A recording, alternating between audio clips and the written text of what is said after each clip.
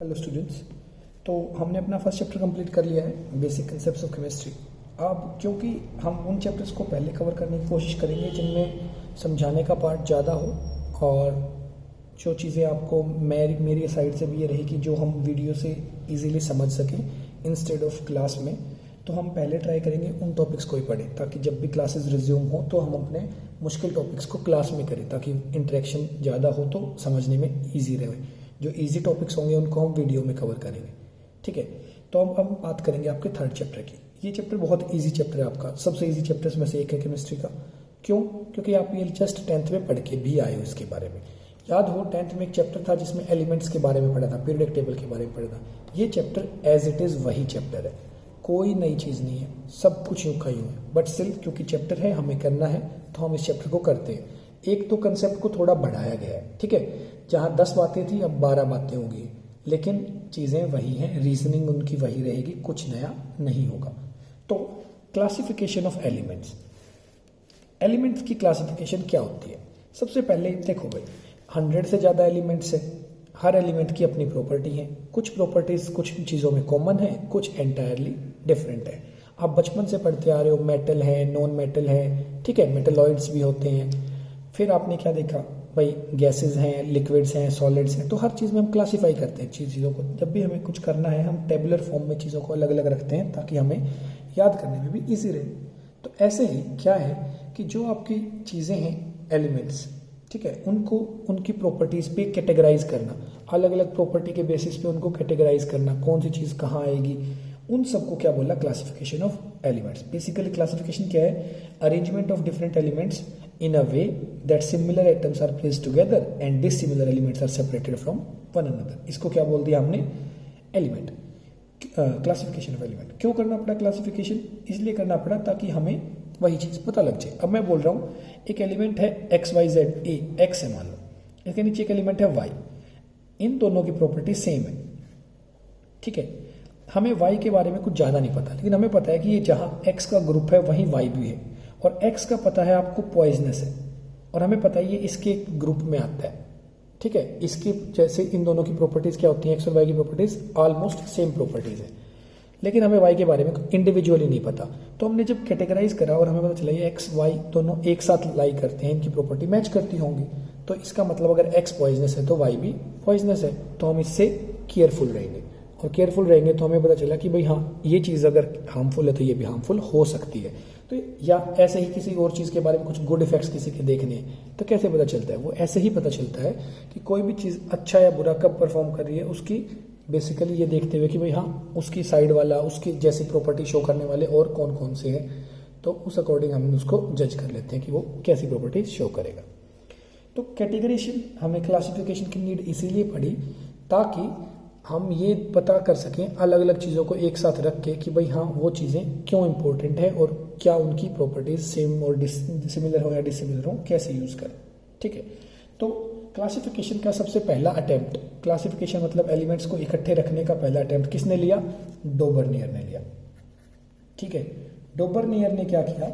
उसने एक लॉ दिया, डोबरनियर्स लॉ ऑफ ट्राइड्स। ट्राइड का मतलब होता है, जैसे कि नाम से मतलब ट्राई, तीन। डोबरनियर ने लॉ दिया ट्राइड्स का। किसने दिया था? डोबरनियर ने। कब दिया था? 1829 में। याद हो डेल्टन ने जो एटॉमिक थ्योरी दी थी वो 1808 में दी थी एटम्स के बारे में। उसके बाद ही ये सब कुछ होने लगा है, सबने अपनी अपनी चीज़ें आगे रखी। डोबरनियर ने क्या किया? उसने बोला कि जब हम एलिमेंट्स को 3-3 के पेयर में रखते हैं, जैसे उसने 2 पेयर 3 पेयर, आप कोई भी याद रखो। एक पेयर दिया उसने लिथियम, सोडियम, पोटेशियम, एक पेयर। दूसरा पेयर उसने दिया कैल्शियम, स्ट्रोंशियम, बेरियम।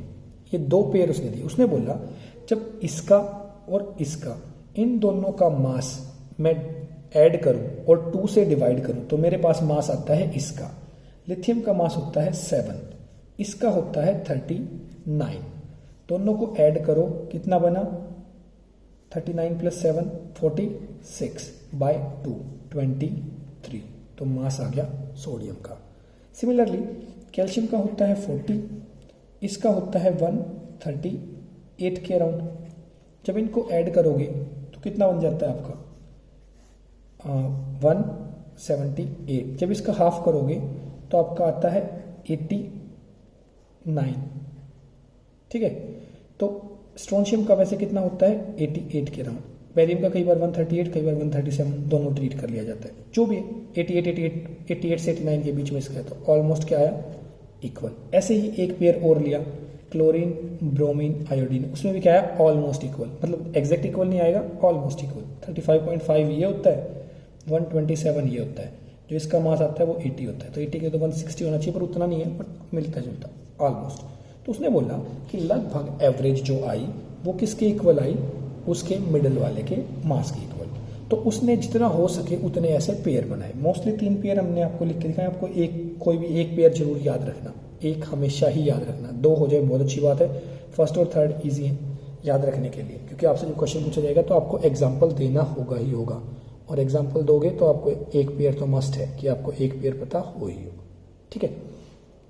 तो डोबरनियर ने क्या किया, डोबरनियर फर्स्ट पहला इंसान बन गया जिसने क्लासिफिकेशन की तरफ अटेम्प्ट लिया। उसने क्या किया, किस बेसिस पे रख दिया भाई, पेयर बना दिए, फर्स्ट और थर्ड का मास जो है उसकी एवरेज, सेकंड के मास बीच वाले का मास होगा, और उनकी फिर उसने क्या बोला, क्योंकि इनकी ऐसी प्रॉपर्टीज मिल रही हैं आपस में, तो ये सारे क्या हैं एक जैसे हैं, ये एक जैसा बिहेव करेंगे और करते भी हैं। जो मॉडर्न पीरियोडिक टेबल है उसमें अगर आप देखोगे तो ये करते भी हैं एक जैसा बिहेव, लेकिन इसमें क्या कमी रहेगी भाई, बहुत कम ही बने, 3 ही ट्राइड जैसे बने, चलो 4-5 बन गए होंगे, तो एलिमेंट तो बहुत ज़्यादा थे उस टाइम पे, कम थे, स्टिल सबके सब तो पेयर में नहीं बन पाए, और सबकी एवरेज भी ट्रू नहीं होती। आज अगर हम अलग अलग को जोड़ के देखें सबकी एवरेज नहीं आती, लेकिन एक स्टेप हो गया, फर्स्ट स्टेप बेसिकली किसी ने ले लिया, अब औरों को रास्ता मिल गया कि उस रास्ते पे चल के देखो, शायद कुछ ना कुछ तो सक्सेस मिलेगी, है ना।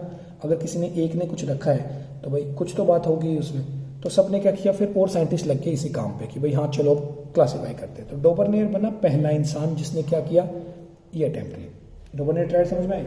सेकंड कौन बना, न्यूलैंड, एक साइंटिस्ट था न्यूलैंड, उसने अपना लॉ दिया, किसका, लॉ ऑफ ऑक्टेव्स। ऑक्टेव क्या होते हैं, ऑक्टेव बेसिकली सुर, जो म्यूजिक में सुर होते हैं ना आपके 7 सुर बोलते हैं सारे गामा पा, ऐसे इंग्लिश में जो नोटेशन होती है म्यूजिकल उसमें बोलते हैं ऑक्टेव्स।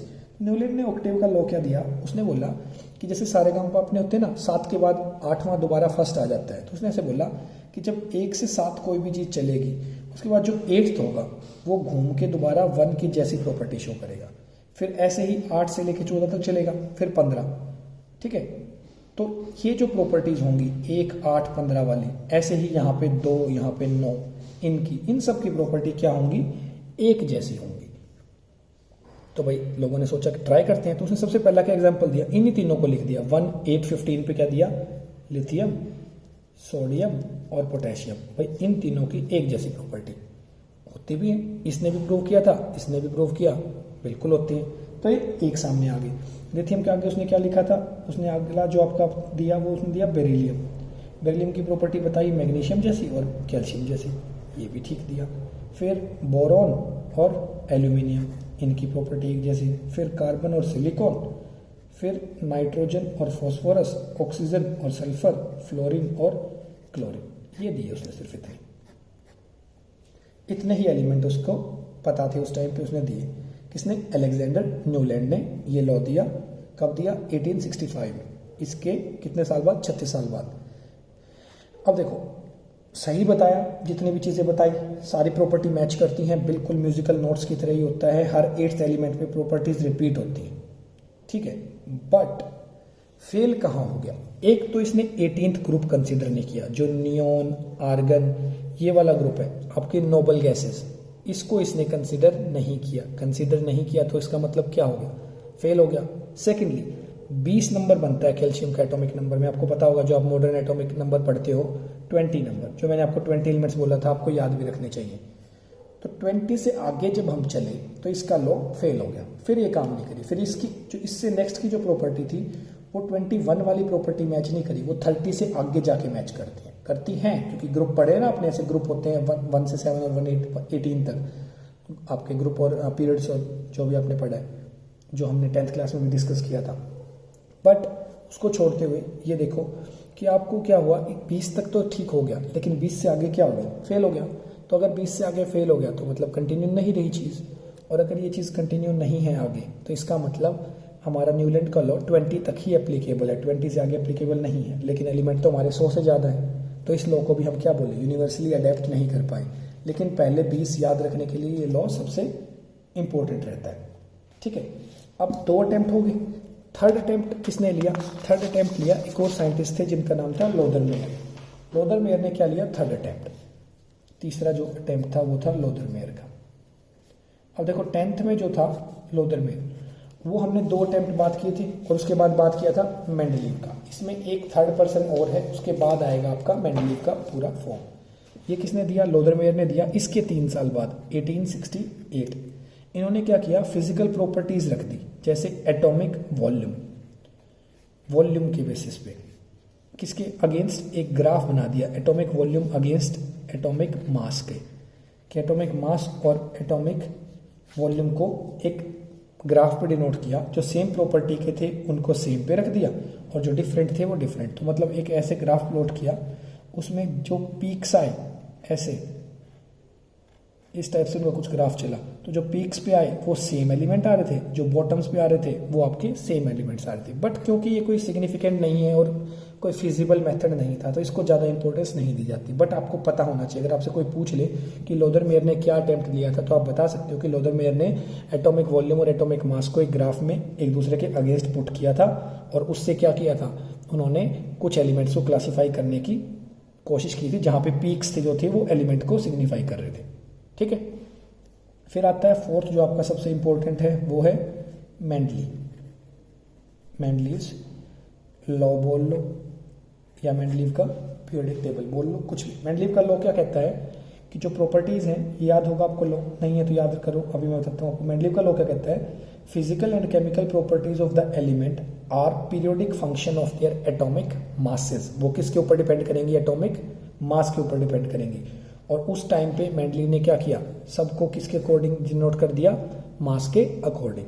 तो इस वीडियो में सिर्फ आप यही याद रखो इतना कि भाई हम 4 तक पहुंचे हैं मेंडलीव के बारे में हम डिटेल में शुरू करेंगे नेक्स्ट वीडियो में, क्योंकि उसकी ज़्यादा बहुत लंबी चौड़ी कहानी है, 1 मिनट में खत्म नहीं होगी। तो इस तक मैं आप सिर्फ ये याद रखो, टोटल अटेम्प्ट्स 4 थे, लास्ट में आया था मेंडलीव और मेंडलीव का सबसे सिग्निफिकेंट रोल था। ओके स्टूडेंट्स, तो इतना आप अच्छे से करो, फिर कल करते हैं आपकी आगे शुरू।